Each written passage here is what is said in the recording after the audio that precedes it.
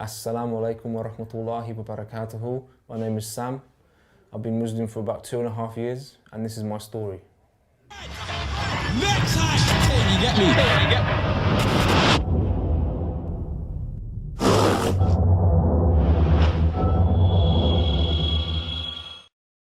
So can you tell us a little bit about where you came from? Tell us a little bit about your background. Tell us a little bit about your family, etc. I'm from St Albans in Hertfordshire, which is just north of London.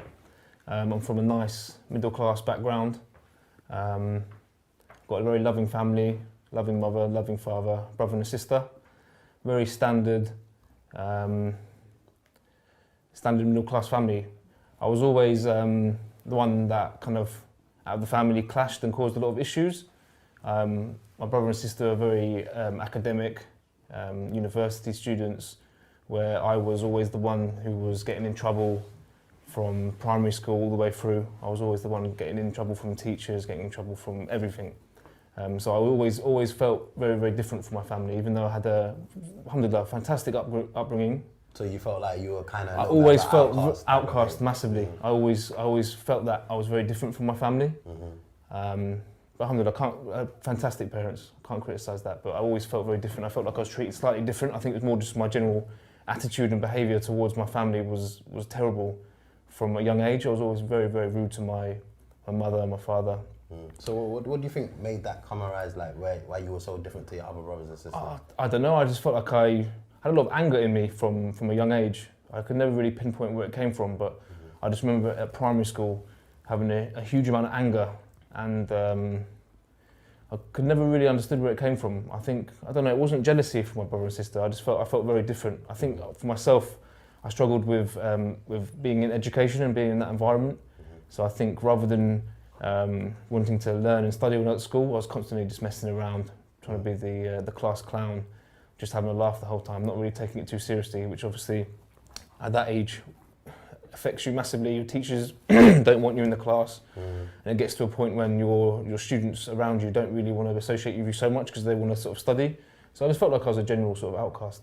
You know, like when you left primary school, what kind of person were you then when you started going to secondary school? When I was in year 6, so the last final year of primary school, that's when I really noticed myself being a lot more aggressive, a lot more rude, and a lot more disrespectful to the elders around me. I remember an incident I had. I attacked a boy, and when I went to get in trouble, I ended up just put my finger up at the teacher at the time.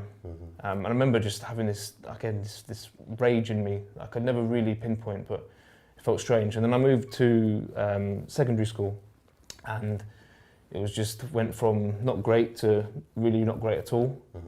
Got in trouble from day one, really. Messing around, being obnoxious, fighting, just being stupid, really. But you know, like when you were in secondary school, did you have like any role models? Was there anyone in particular that you used to look up to at this time? I used to look up to people like Eminem. I used to really like Eminem, D12 and all of these sort of rappers at the time.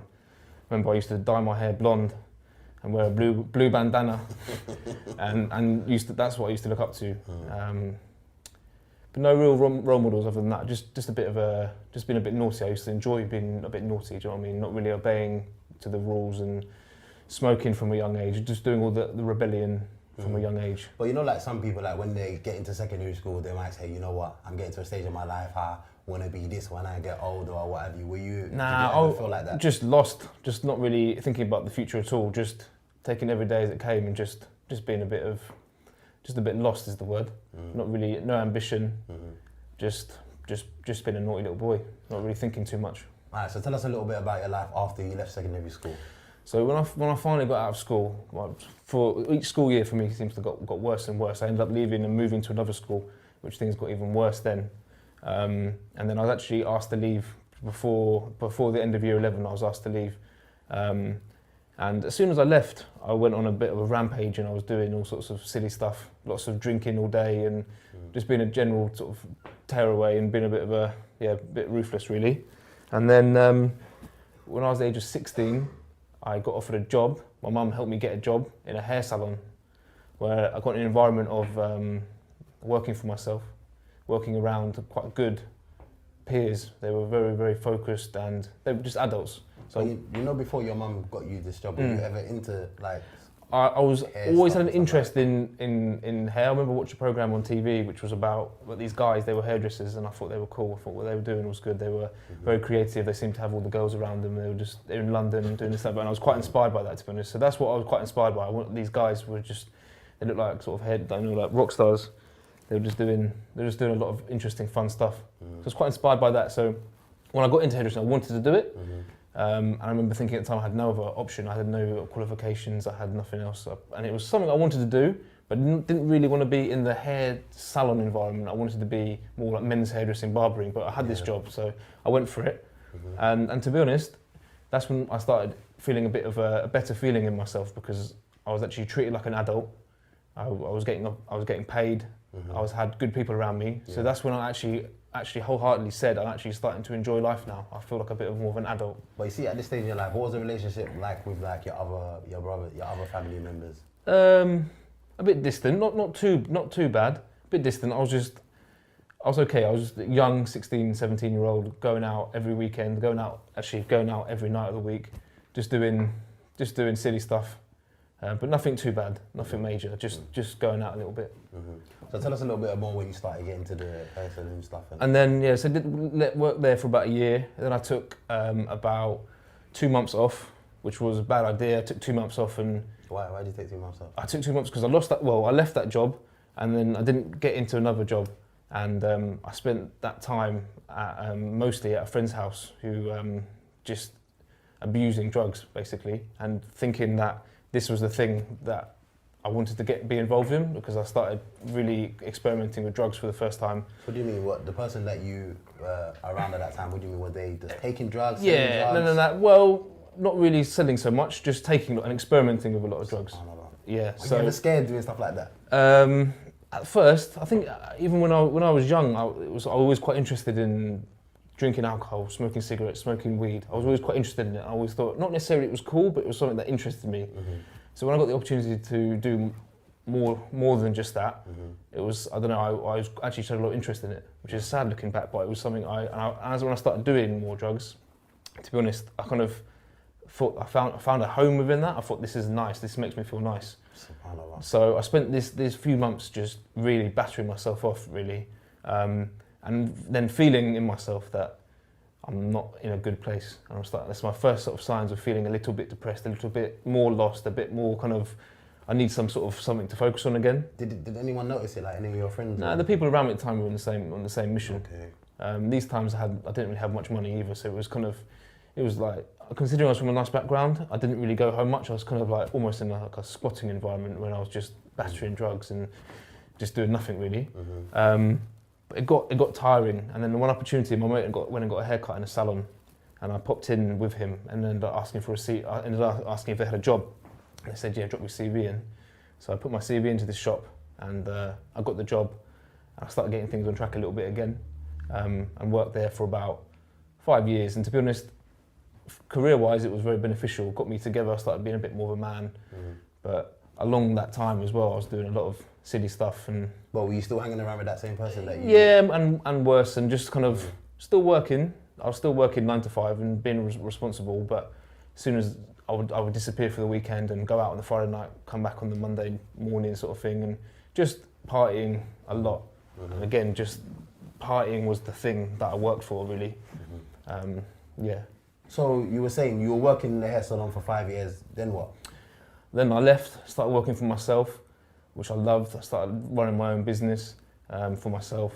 I started cutting hair, had my own little thing set up, still partying loads, and progressively got more into more of the party stuff, little bit less work, more partying, was in and around drugs 24/7. So it's kind of like you're going a little bit back. A little bit back. I thought in career-wise, moving forward, I'm putting some money aside, then I'm building and I'm working for myself. But like socially, just mixed up with the wrong things, really. Just in and around a lot of drugs, drug dealers, and taking drugs all the time. Always chasing the high, waking up early in the morning, smoking weed throughout to the evening, and just constantly chasing high, basically. Well, wasn't this taking a toll on your life at that time? It was just kind of the way things were, just constantly just being high was just the way I generally was. Even when I'm working, I made sure I was high. It got tiring, got expensive, but for me, it's the thing that I thought gave me kind of that peace. Mm-hmm. So I thought if I bun a joint, I'm nice. But realistically, you're not nice. You're nice for about an hour till it fades off, and then you have to bun another joint. Mm-hmm. And then before you know it, you're chasing the high, and before you know it, you're a drug addict. Mm. But it's an illusion. So, but throughout all this kind of stuff, I did get tired of it, but I had started having some quite surreal experiences with things, like things of the unseen. I didn't really have much belief in ghosts or anything like that, but I started having these very, very real things where I was starting to see things. Mm-hmm. Sometimes in front of me, sometimes in a deep state of a dream. Mm-hmm. Sometimes if I'm kind of meditated, I'm kind of leaving my body and going to other places. Mm-hmm. At the time, it wasn't really anything spiritual for me. It was just something a bit weird. I thought my mind was playing tricks on me. Mm-hmm. But then I had a couple of experiences where I literally had the most intense out-of-body experience where I felt like me and myself left the body that I see in the mirror and I went somewhere else. Mm-hmm. And where I went was just as real as what I see day to day around me. But there was things in this place that weren't humans, but they were just as real as humans, and they were interacting with me, talking to me. I was having full-on conversation with these things. And wow, when I came out of this one particular time, these three things came over to me, started talking to me, being a bit, it was creepy, but I kind of embraced it at the time. When I came out of this state, came back to this world, kind of sat there and reflected, and I thought, wow, I just started kind of understanding spirituality and understanding that possibly there's a bit more going on in life than I thought, because at the time I was I played the ignorant card happily. Ignorance is bliss, yeah. And like was full on, I didn't look into anything like that. I thinking, do you know what, there's something else. It was a supernatural experience, yeah? Mm. So I thought, okay, cool. So I started doing more and more of this because I was very interested in what actually was going on, and then I started studying the people who do this and all the kind of different views of what this thing is. Mm. People call it different things: astral projection, out-of-body experiences. So you started proper looking into it, and then doing it myself, and then looking into it. Like experimenting on yourself. Yeah, wow. And doing it, and I would leave my body, and I would go to these places, and have interaction with these things. And I had a friend of mine at the time, and I explained it to him, and he said, that thing that you're meeting is something called Jinn. I said, what's that? A drink? Mm. He said, nah. Jinn. Yeah. I said, I'd never heard of it, mate.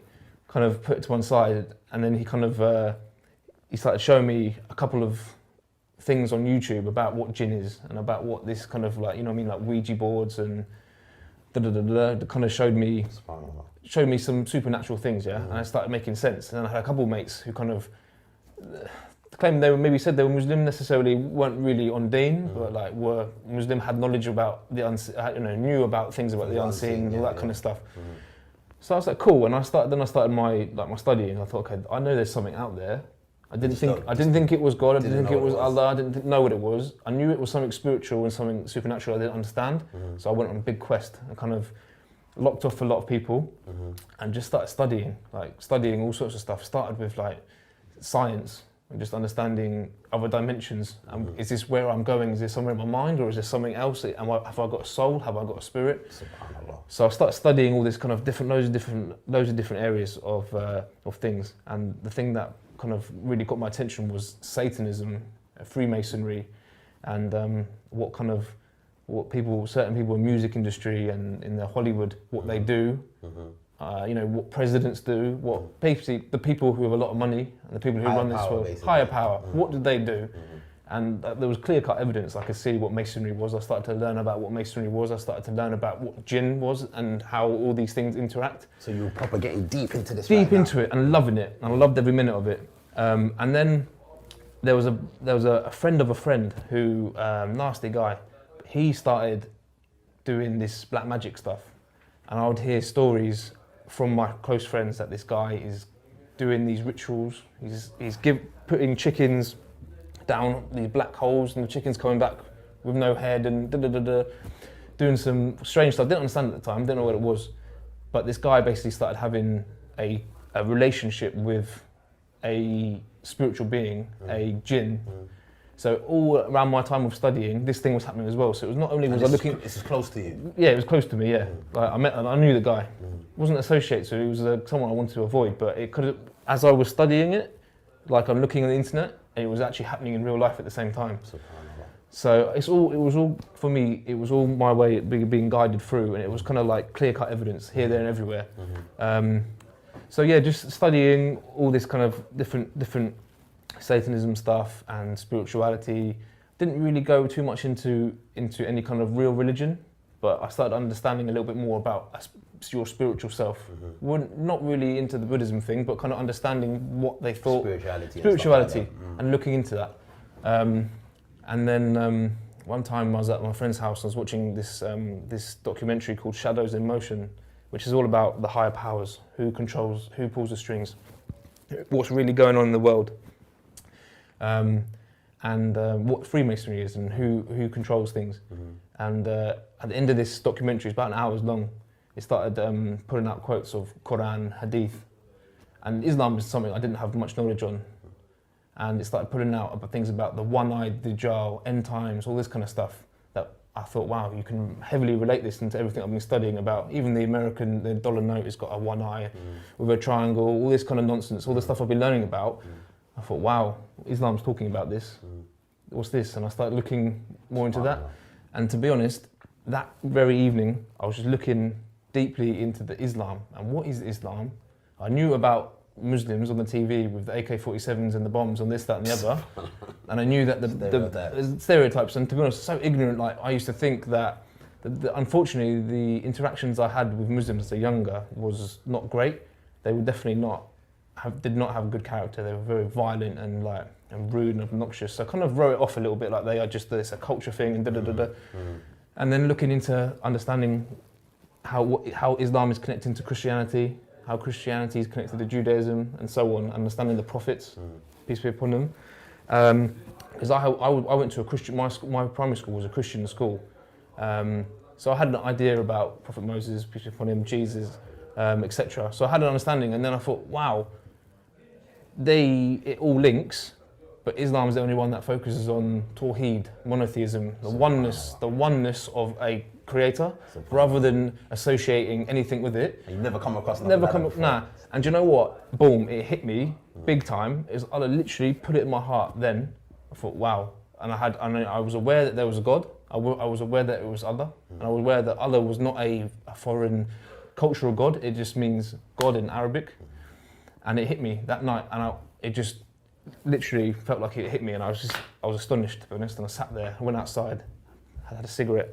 I just looked up at the sky and just thought, how could I have ever not realised there was a God? Everything, suddenly I had some sort of HD glasses given to me. I'm looking around, looking at the trees, looking at the clouds. I'm thinking, how could I have ever refuted there being a God or creator? Like, how else would we be here? How would this be here if I did? And it was just from that night.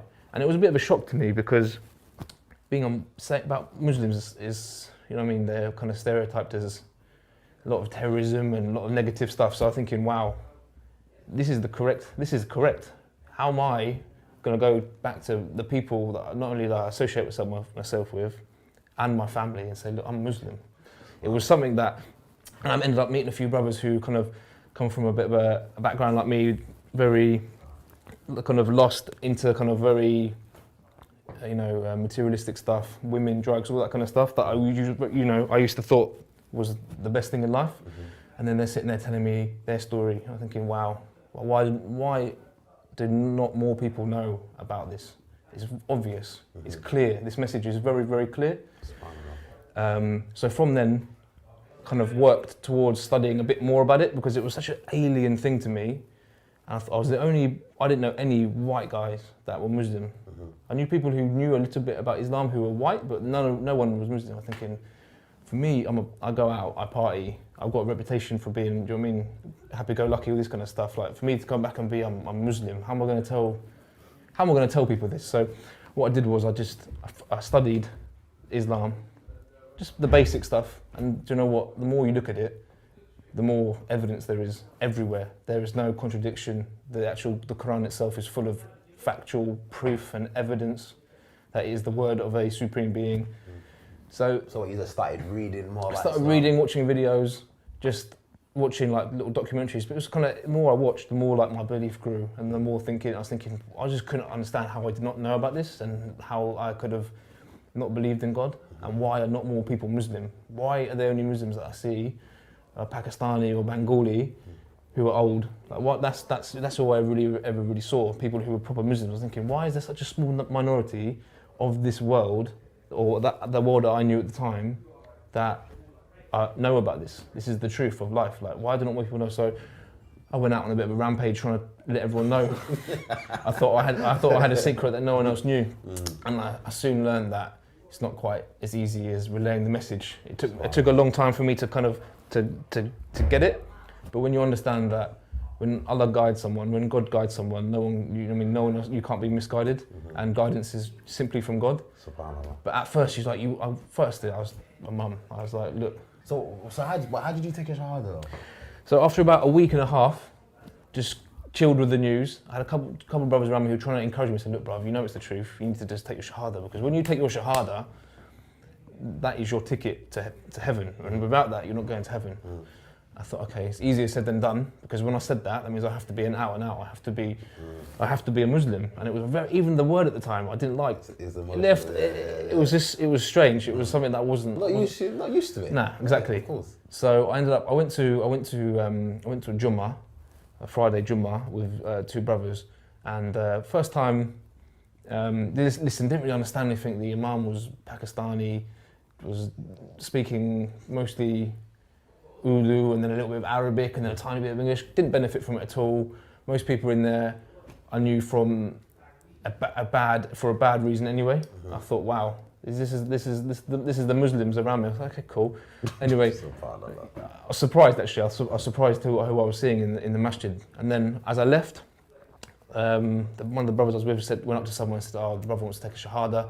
This brother actually said, I have to come back another time. This is the reaction. He said, you have to come back another time.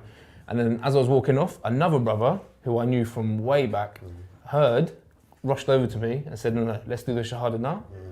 And then he said, okay, repeat after me. Ashhadu an la ilaha illallah, ashhadu anna Muhammadan abduhu wa rasuluh. And I became Muslim on the road with someone that I used to really heavily dislike, and now is one of my dearest friends. And it was written for me, and it was incredible. So after that, I became Muslim, and I started working towards understanding what being a Muslim was. And it was a I want to say slow process. It's kind of understanding that, okay, I've got to pray 5 times a day. At first, I said, it's impossible. I'm busy. How am I supposed to do 5 of these prayers a day? It's impossible. So I started with my Fajr prayer, and just to press play to a YouTube video with Fajr prayer, and understanding when I'm getting up at that time, strange hour, and I'm standing there in my room, I had to do my wudu, and I was standing there, I was thinking, wow, like the peace I felt, and the feeling that I was like, wow, this is something quite special. So slowly worked, doing more and more. I had a girlfriend at the time that kind of had to let her know that, look, I've become Muslim. Her first reaction was, why can't you become a Rastafarian? And so, do you know what, I had to let her go, which was heartbreaking. But the thing about that was, we were apart for 8 months. I didn't see her once. Spoke to her regularly on WhatsApp, but after 8 months, she went on a spiritual quest, and she became Muslim. And then I married her. Alhamdulillah. Do you know what I mean? So, and ever since, it's just I had about 3 months into being a Muslim, I had an invite from a brother that I got close to saying, look, I'm doing a special trip. I'm going to go to Saudi Arabia. I want to go to Jerusalem. Do you want to come? I said, how am I going to tell my mum? Firstly, like, she wasn't that impressed that I was a Muslim. How am I going to tell her that? I'm going to Makkah, I'm going to Medina, I'm going to go to Jerusalem. And I didn't have much knowledge on these places either, so they were I knew they were special places, but without knowledge it was kind of just a very, alien concept about going over there. So I said, yeah, cool. So we did it. It caused a lot of issues and worry for my mum. I think she thought I was actually going to go and do a jihad mission, or because she was showing me papers of young white revert brothers who were going to Syria and this, that and the other. I said, look, you're being brainwashed. They're tricking you. I said, no, my brain has just been washed. Literally, I'm clean. But this is honestly the truth. And I tried to show evidence after evidence. And do you know what? Wasn't too interested in listening to it. So I did this trip, and it was life changing. I went to Jerusalem, went to Bethlehem, went to Al-Quds, Al-Aqsa, and from there I went to Makkah, did Umrah, and then from there I went to Medina. And it was just, as a new Muslim, it was mind blowing. It was incredible. It's just emotional and just strange that I'd been a few months before that. I was in the rave, I was in the festival, and then I'm standing in front of the Kaaba, Allah's house. And again, without much knowledge, I didn't understand much about the Kaaba, didn't understand the history of it. But being in Jerusalem and Al-Aqsa and the feeling and understanding about Solomon and learning, it was just incredible. It was just really, really incredible. And I got to share it with some close friends of mine. And it was special. And every single dua that I did in Makkah was answered, like, incredible. So yeah. So ever since I took my Shahada and started working towards becoming a Muslim, I had to understand that by being a Muslim, you're striving to be the best person, the best person you can be to the people around you, to your family, to your neighbor, to everyone. So this is the ultimate goal. We have to better ourselves. So from being very arrogant and obnoxious to then totally throw my ego out the window, finding my real self, making a huge effort to get close to my mum, a huge effort to be friendly to everyone, to smile at everyone, to understand that just by smiling at someone is charity, and there's a reward in just smiling. So Islam has taught me how to be a real man. It's taught me how to be a decent human being, how that you should do something for someone and not expect anything in return, and how the more you do for your brothers in humanity, whether they're Muslim or non-Muslim, the better you feel, because you're doing it sincerely for the sake of God, to please God, to get reward. And when you start learning how to find peace in this world, the only way you can find true peace, true happiness is through God. And when you understand that, that's it, you're nice. You are nice, because if you're feeling down, you do wudu, you pray some salah, you go and do some charity, you utter a good word, suddenly you'll start feeling better. So this is the beauty of Islam. The more you do for other people, the better you feel. So by being selfish, it's actually about being selfless, because you're being selfish because you want to feel good and you want good for you. But by doing that, you better things around you. So it's sorted my relationship out with my family. I feel that I want to go and buy my mum some flowers. I want to go around and make an effort to talk to her. I want to go around and give her a compliment. I want to sincerely get closer to her. I want to get closer to my father. I want to get closer to everyone. Before, I could really take it or leave it, and I didn't really understand the values of having a family that love you and all the things they did for you as a child. Didn't even cross my mind, to be honest. Was just too lost and obnoxious. So feeling that I have to be a man and have to take responsibility for myself, I got my own business, my own place to live, a wife, now a child. So I would say Islam has turned me into a man, a proper man. Alhamdulillah. Alhamdulillah. So what advice have you got to Muslims as well, and also non-Muslims regarding Islam?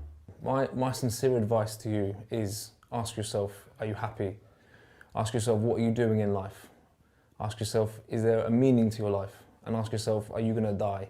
Because we all know as human beings that our life is a short-lived thing, and we are guaranteed that we will meet death. Wherever we go, wherever we try and hide, death will meet us, death will find us. And understand this life is full of tricks and illusions, but there is something that we have to deal with after this life. Now, you will be accountable for every single thing you have done from after puberty till you die. You'll have to stand in front of your Lord, the one who created you, and answer for everything you've done. So ask yourself, are you ready to die? Are you ready to meet your Lord? Are you ready to face either Jannah, Jahannam, heaven or hellfire? Are you ready? Have you done enough? Have you done enough goodness? Or are you too busy chasing money, chasing women, chasing the worldly life? Because wallahi, this life is a trick and an illusion, and when it's up, you'll know about it. When you die, that's when you really wake up. Jazakallah khair, roadside to Islam. Assalamu alaikum.